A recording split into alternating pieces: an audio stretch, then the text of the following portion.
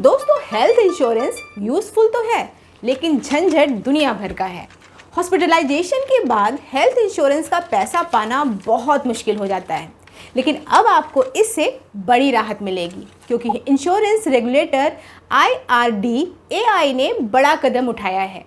Regulator ने एक नया मास्टर सर्कुलर जारी करके क्लेम सेटलमेंट के लिए टाइम फिक्स्ड कर दिया है। इसी तरह कैशलेस ऑथराइजेशन का भी टाइम फिक्स्ड कर दिया गया है, यानी अब आपको लटका कर नहीं रखा जाएगा। इसके अलावा अब हेल्थ इंश्योरेंस सबके लिए अवेलेबल होगा, किसी आधार पर कोई रोक टोक नहीं होगी और आपके पास पॉलिसी को वापस करने के लिए भी ज़्यादा टाइम होगा।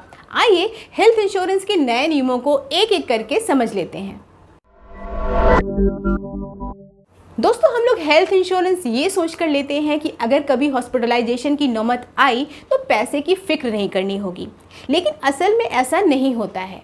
कैशलेस हॉस्पिटलाइजेशन की फैसिलिटी से पहले आपको कंपनी से मंजूरी लेनी होती है। कंपनी अगर मंजूरी नहीं देती है तो आप उस हॉस्पिटल से इलाज नहीं करा सकते हैं और अक्सर तो इंश्योरेंस कंपनी की मंजूरी आने में कई दिन लग जाते हैं। अगर ऐसी सिचुएशन हुई तो बहुत बुरा लगता है, लेकिन अब ऐसा नहीं होगा। IRDAI ने कहा है कि अप्लाई करने के 1 घंटे के अंदर इंश्योरेंस कंपनी को ऑथराइजेशन देना होगा। इतना ही नहीं, इंश्योरेंस कंपनी को 100% कैशलेस ऑथराइजेशन की कोशिश करनी चाहिए। बाद में पैसा लौटाने का चक्कर नहीं होना चाहिए। 1 घंटे में ऑथराइजेशन से भी बड़ी राहत तब मिलेगी जब 3 घंटे के अंदर सेटलमेंट हो जाएगा। दरअसल हेल्थ इंश्योरेंस की असली प्रॉब्लम डिस्चार्ज के टाइम सामने आती है। अस्पताल आपको तब तक छुट्टी नहीं देते हैं जब तक कि इंश्योरेंस कंपनी पूरा सेटलमेंट नहीं कर देती है।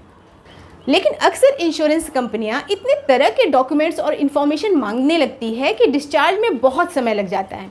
ऐसे में हॉस्पिटल अगले दिन का रूम चार्ज भी जोड़ लेते हैं और फिर 1 दिन का एक्स्ट्रा चार्ज मरीज को अपनी जेब से देना पड़ता है। डिस्चार्ज के समय होने वाली इसी झंझट से बचाने के लिए 3 घंटे की डेडलाइन सेट की गई है। मतलब पूरा बिल पहुंचने के 3 घंटे के अंदर इंश्योरेंस कंपनी को बिल सेटल करना होगा। अगर इससे ज़्यादा समय लगता है तो हॉस्पिटल के बिल में जो भी बढ़ोतरी होगी उसका खर्चा भी इंश्योरेंस कंपनी को देना होगा। इंश्योरेंस रेगुलेटर IRDAI ने फ्री लुक पीरियड भी बढ़ा दिया है। पहले ये 15 दिन का था, लेकिन अब इसे 30 दिन कर दिया गया है, यानी पॉलिसी मिलने के 30 दिन के अंदर आप अपने हेल्थ इंश्योरेंस को कैंसिल करा सकते हैं। इसलिए दोस्तों, अगर आपको बाद में लगता है कि आपने गलत पॉलिसी ले ली है तो आप फ्री लुक पीरियड का फ़ायदा लेते हुए पॉलिसी को वापस कर सकते हैं। इतना ही नहीं, अगर 1 महीने के बाद भी आप पॉलिसी को कैंसिल कराना चाहते हैं तो भी करा सकते हैं। ऐसा करने पर आपसे उतने दिन का ही प्रीमियम चार्ज किया जाएगा जितने दिन पॉलिसी चली। बाकी बचे हुए दिनों का पैसा वापस कर दिया जाएगा। हालांकि दोस्तों, पॉलिसी तभी कैंसिल होगी अगर आपने कोई क्लेम नहीं किया होगा और पॉलिसी कैंसिल कराने के लिए 7 दिन का नोटिस भी देना होगा। हेल्थ इंश्योरेंस का हर साल रिन्यूअल होता है। हर साल आपको इसका रिन्यूअल और प्रीमियम का ध्यान रखना होता है। ऐसे में कभी कभी लोगों को रिन्यूअल कराने का याद नहीं रहता है, लेकिन अब इसको लेकर आपको बहुत ज़्यादा टेंशन लेने की ज़रूरत नहीं है क्योंकि अब पॉलिसी रिन्यूअल के लिए 30 दिन का ग्रेस पीरियड मिल जाएगा। अगर आप ग्रेस पीरियड में इंश्योरेंस का रिन्यूअल करा लेते हैं तो नो क्लेम बोनस और दूसरे क्रेडिट लैप्स नहीं होंगे। अगर आप हर महीने प्रीमियम पे करते हैं तो ग्रेस पीरियड केवल 15 दिन का होगा। हालांकि हम ये साफ कर देते हैं दोस्तों कि ग्रेस पीरियड के दौरान इंश्योरेंस कवर नहीं होगा। दोस्तों, हेल्थ इंश्योरेंस अब सबको मिल जाएगा।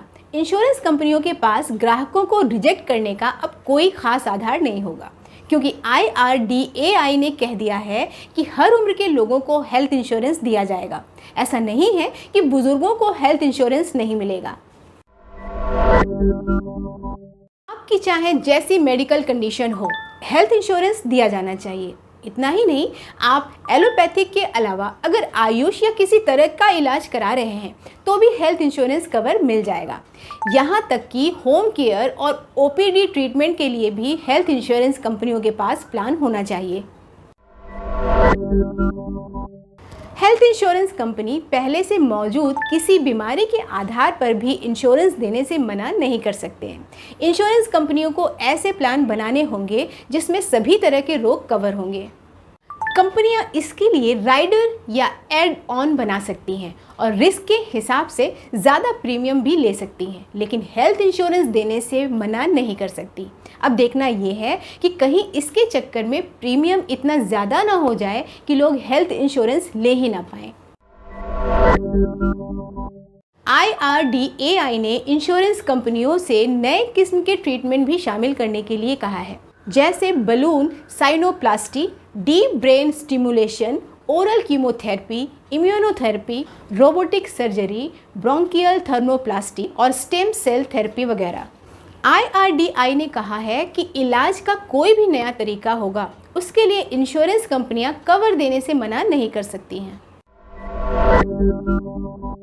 तो हेल्थ इंश्योरेंस की शर्तों का पता हमें तब चलता है जब हम कैशलेस ट्रीटमेंट कराने जाते हैं और तब हमें ठगे जाने का एहसास होता है।